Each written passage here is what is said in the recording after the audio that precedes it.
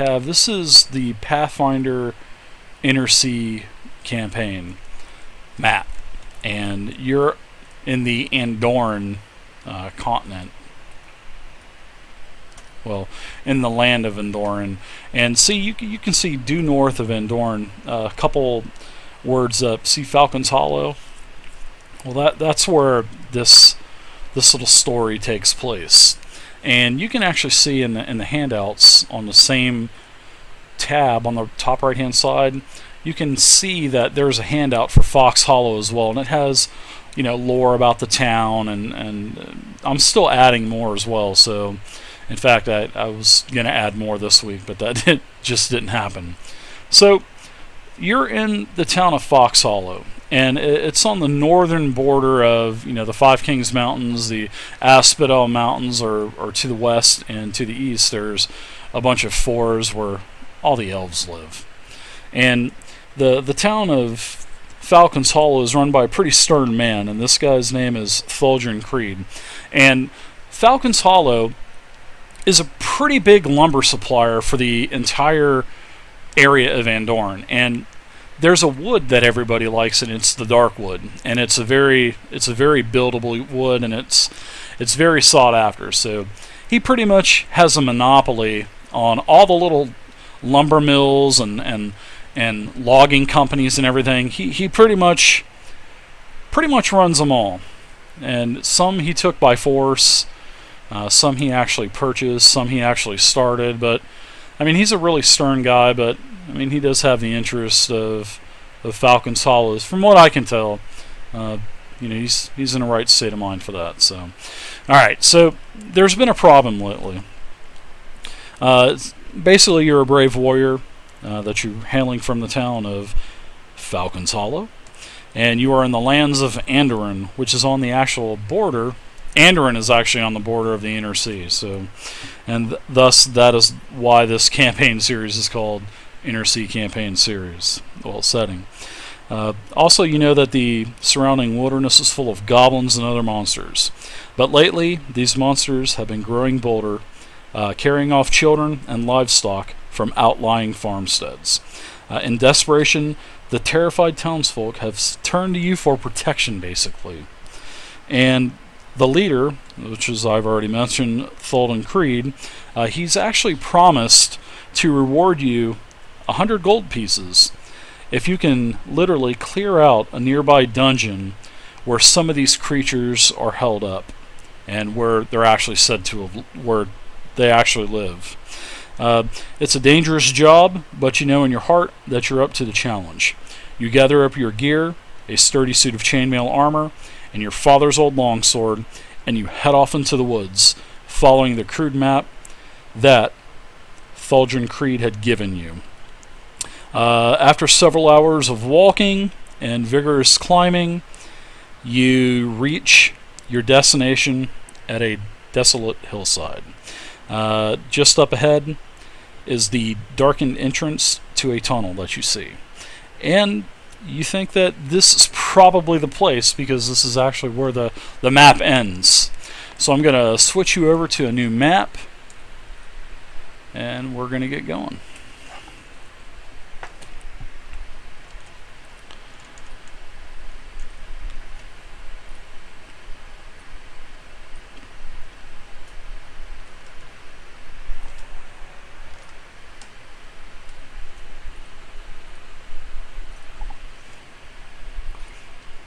Alright, so can you see your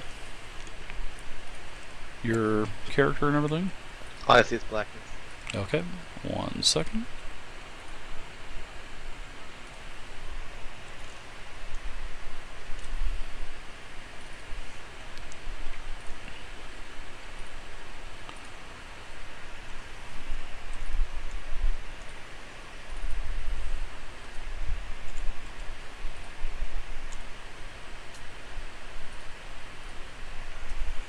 Alright.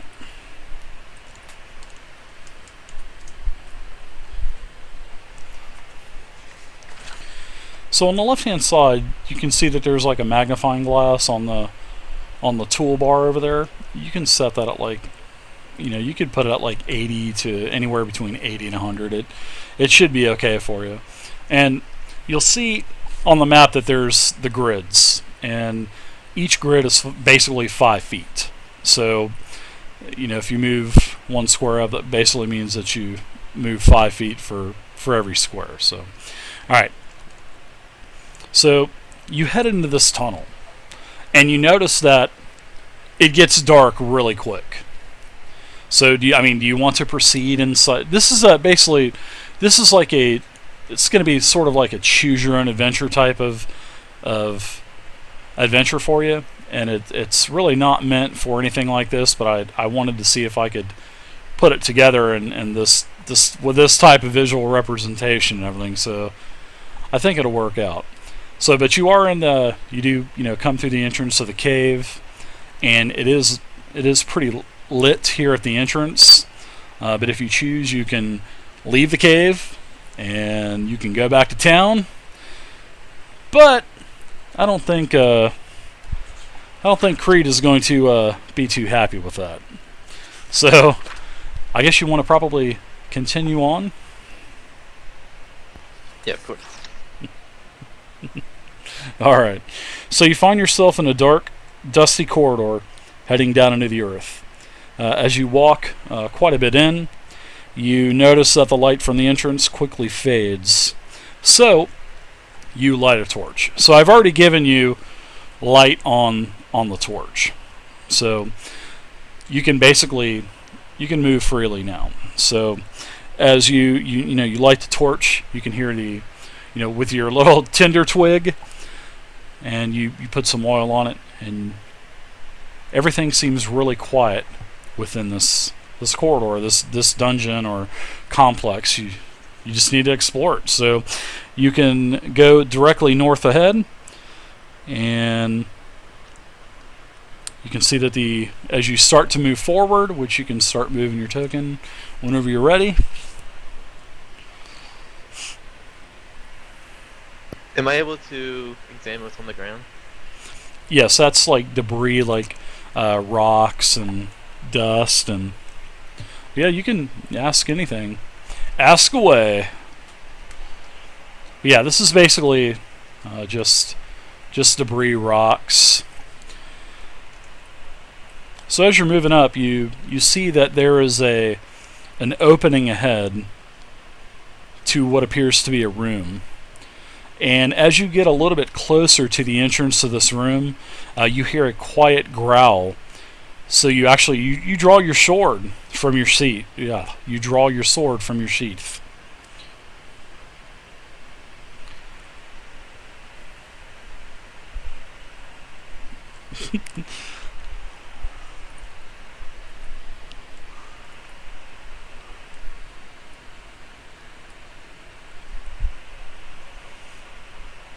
Alright, so you get into this room, you see what appears to be something north of you, but you do see that there is a wall straight ahead as well. And once you go into the room a little bit more, you'll be able to see something else as well. Alright, you can see to the east, you can see a corridor that appears to be just massively infested with cobwebs. Now to your left, which is to the west, you can see another corridor that is heading west, and you really can't, it just looks like to be another corridor of what you're in now. Now along the north wall, you can see a pile of trash.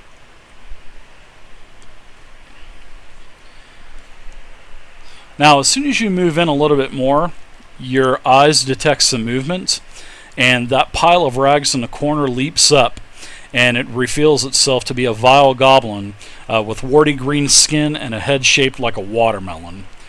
So I'm going to go ahead and pull this little goblin token out for you. Now this goblin basically is a little bit big.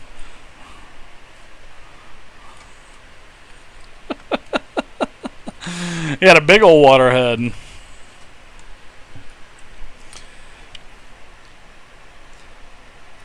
So you see that he's got filthy clothes, he's covered in bloodstains, and in one hand he's got the roasted leg of what appears to be some kind of animal, possibly a lamb, and then in his other hand there is a wicked looking short sword, and then it snarls at you and charges. So this is what we're going to do.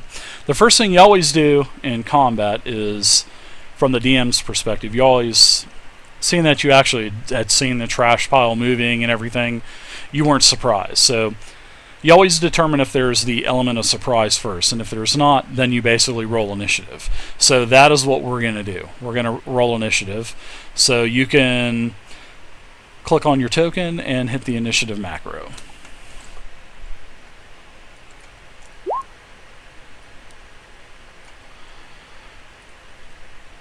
Alright, and I'm going to roll initiative for the goblin as well.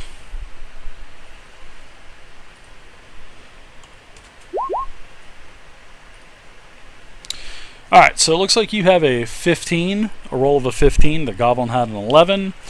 So that means that you attack first.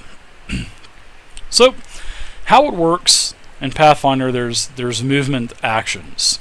And you can see on your character sheet, about halfway down, maybe a little bit farther down than halfway down, past all the skills, you can see that there are actions. It's like the very first thing for the links. And you get free actions every round. You get a movement action, and then you get a standard action. Different things cost different types of actions. So basically, if you want to know what a free action is, directly right beside it, you can click on that link as well, and it'll tell you all of the free actions, like dropping an item, dropping prone and faking that you're dead. You can take a 5-foot step, which prevents an attack of opportunity, which we'll talk about that here in a little bit. Or you can actually have some kind of speaking dialogue as a free action as well.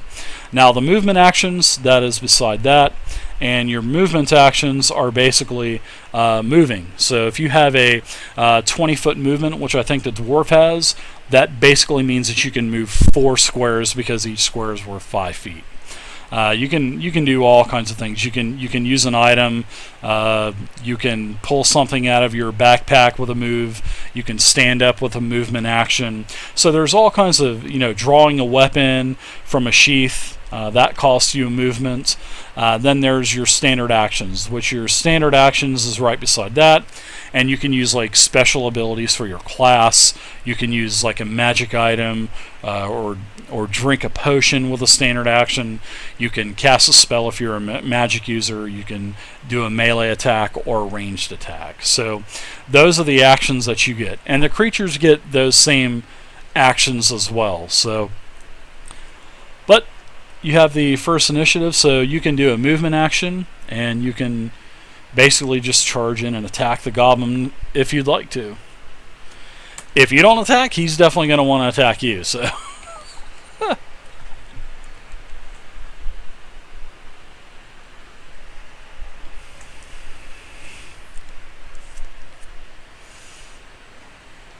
So, wouldn't I have to move up a square to attack, right? Yes. So when you move up a square, there you go.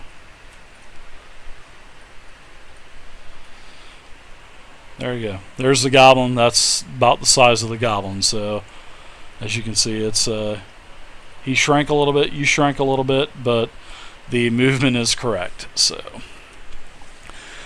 when you attack, you basically use your 20-sided die. All of your skill checks, all of your attacks, saving throws, all those those are your major rolls. Those all take a d20. So now your damages, on the other hand, some use a d8, some use a d6, d4, d12. So, but your attack, saving throws, and skill checks and all that, they all use a 20-sided. So you'll want to do a roll against the goblin.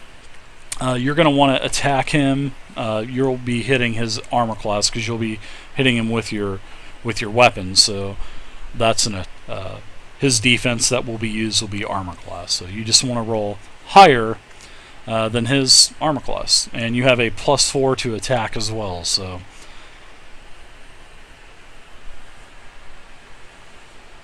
Alright, so I roll a 1d20 plus 4. Yep, that's it.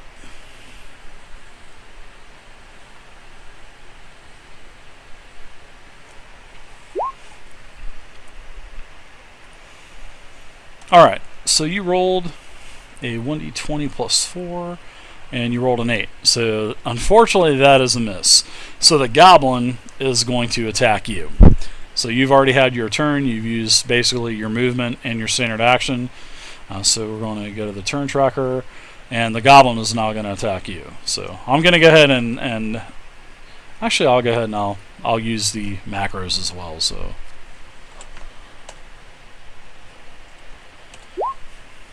Alright, so the goblin rolls a 6. He actually rolled worse than you, so you guys are just whiffing at each other. So you're back up, and you can attack again. And then it basically works like that. It's just, you get your actions, the monster gets his actions. So, alright, so it looks like you rolled an 8. That is a miss. So I'm going to go ahead and do another roll for the gob.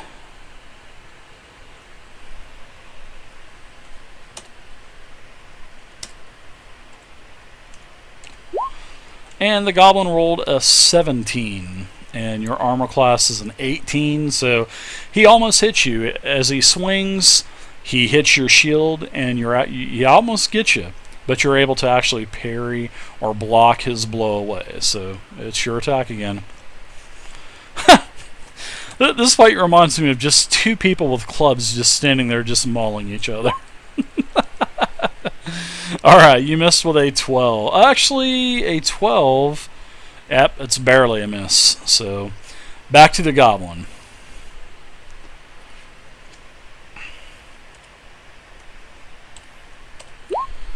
Alright, the goblin fumbled. So, if you roll a 1, that's an automatic miss. No matter if you have a plus 25 to hit, or plus 35 to hit, or whatever, a 1 is always a miss. And a 20 is always a critical threat.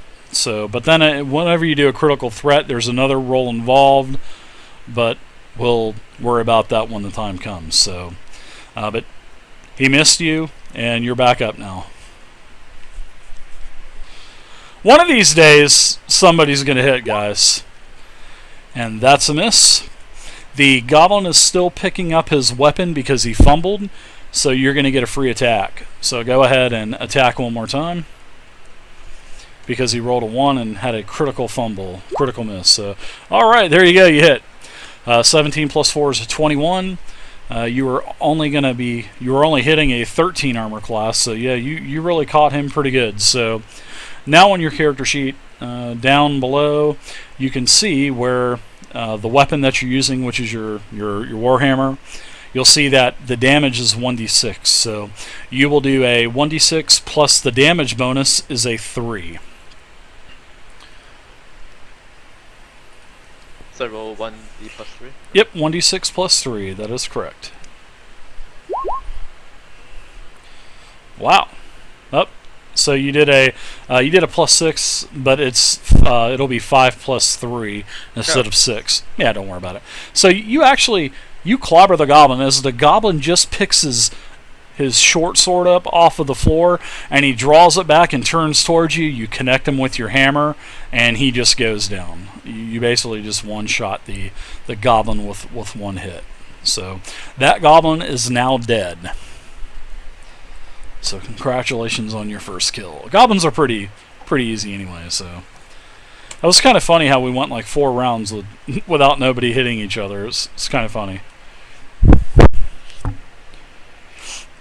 Alright, so what do you want to do? Do you want to... Usually after a fight, they'll usually, loot the dead or loot whatever you want to say. It's just like an MMO. I'm gonna leave his stuff there.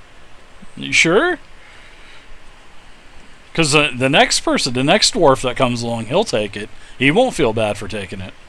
but anyway, you find another healing potion. So you basically had another healing potion on him and some gold. So, alright, so to the west, you see a passageway. And to the east, you see a passageway that has just tons of spider webs.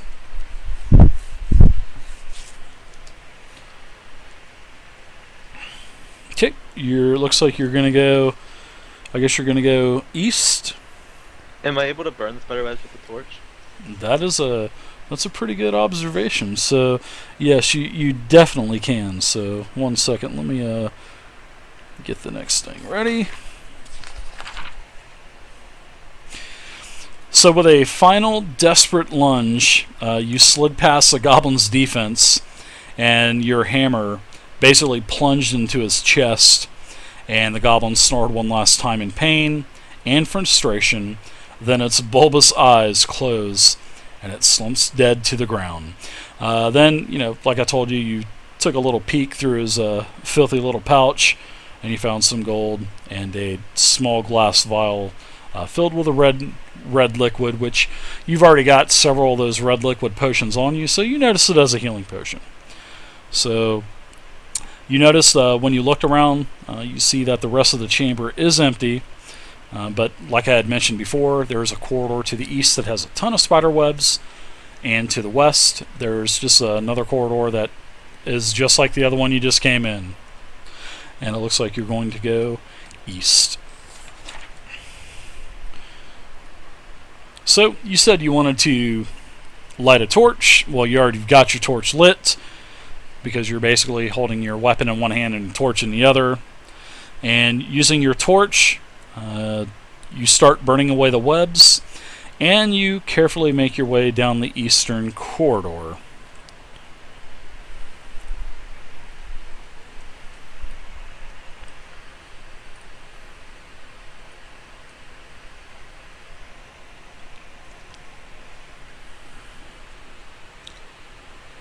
Am I able to notice anything on the walls from behind the burnt cobwebs? Nope. Just a lot of little baby spiders just scurrying everywhere.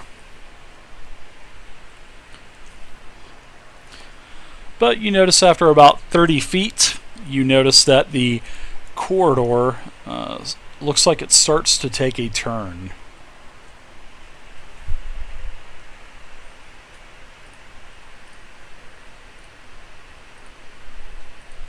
And the turn looks like it is starting to proceed south.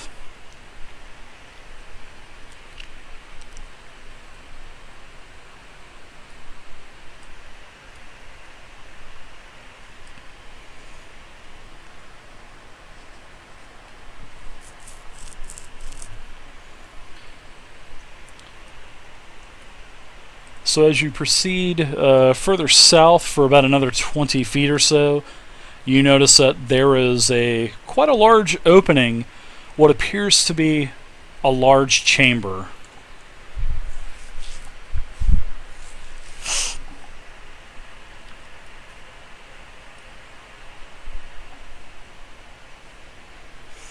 So do you wish to head back the other way, or do you want to go into the chamber? I'm gonna keep proceeding into the chamber.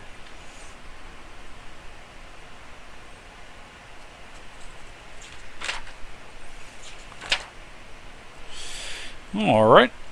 This large chamber is mostly empty, except for the cobwebs hanging from the ceiling and the walls. And you notice, as you get into the room a little bit more, across the room, you can see that there are several gruesome stone sculptures of devils against the wall, with an open doorway between these between the two statues. And you also notice, as you're walking into the room, you notice that there are several piles of gold coins as well that are on the floor.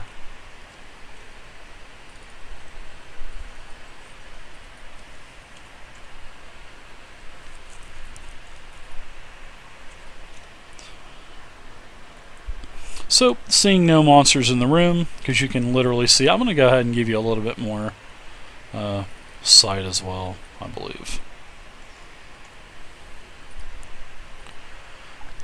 There you go. I think that'll be better for you. So that you've actually scoped around the entire room, and as you head in, you notice that there were no monsters in the room. Around in the room, so you make your way towards the stairs. You stop to pick up the coins along the way. Halfway through the chamber, your foot catches on a hidden tripwire. So suddenly a blast of flame shoots out from both of the stone devil's mouths, and it's coming right for you. So this is basically a trap, and usually in my normal games I'll roll perception and stuff, but this is basically just a, like, what happens if you hit a trap or something like that. So we'll go ahead, and you're going to need to do a saving throw. So you need to do a reflex saving throw, and you can add it's a 1d20 roll, and you add your reflex modifier, which I think it was, a 1? Yeah. So there you go. You're going to need to do one of those. And if you make the saving throw, which I have the number designated, you have to roll higher than the number that I have, which is called a DC number, or a target number. I just call them target numbers. And if you roll higher than that, then you're successful and you only take half damage. If you miss it, then you're going to need to take full damage on the fire. So that's how that works. Alright, so roll 1d20 plus 1. Yep, that's it.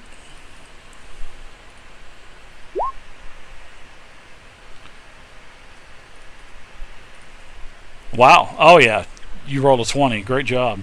Now, I'll explain a couple things about 20s and stuff.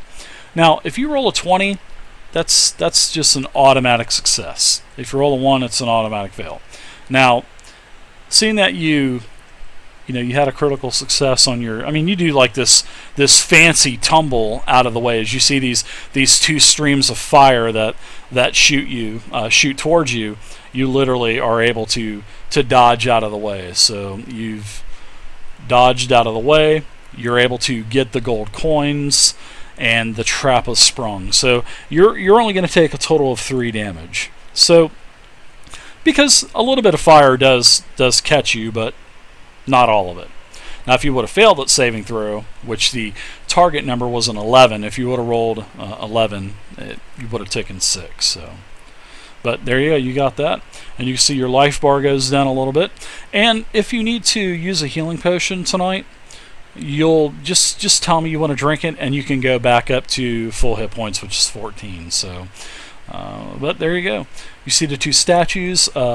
Also ahead, you see the hallway where it looks like the stairs are actually going down.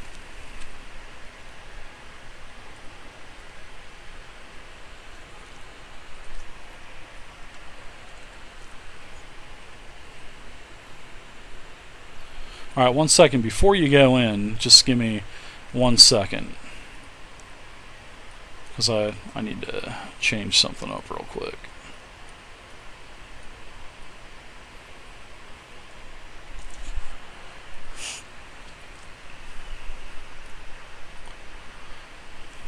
Stand by. That's fine. Yeah, I need about 10 seconds or so, 10-15 seconds.